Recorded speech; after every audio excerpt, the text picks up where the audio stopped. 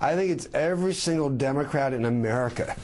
They're saying, Joe Barton, you go for it. You keep that ranking member position. Don't stick to your guns. I mean, after all, I mean, you made this point. I've written about this. Others have made this point. It wasn't a gaffe.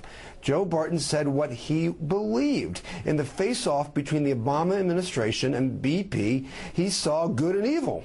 And the good was BP and the evil was the Obama administration. And that comes out of a hatred or an antipathy towards Obama and out of a bias in favor of corporations and giving them, personhood and letting them have rule of the roost in Washington. So right now, I mean, the Democrats don't want this to go away. Rahm Emanuel made that point very clearly yesterday, as you just showed.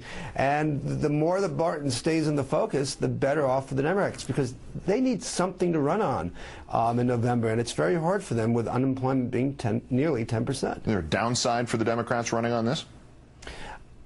If there is, I don't see it. Maybe amongst the large block of votes amongst VP lobbyists, but other than that, I mean, it is, as Rahm said, a reminder. The whole Democratic strategy before BP was, we want to remind the voters that while we're working on financial reform and health care reform, the Republicans, when they were in power, gave corporate power, free rein. They didn't look out for the middle class, and we've done this, and there is a choice in this election.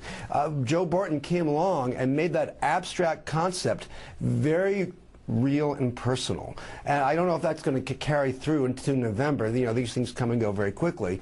But right now, there's no downside for the Democrats beating up on BP and pointing to Joe Barton and the House Republicans as being, the handmaidens of industry. Quick commercial.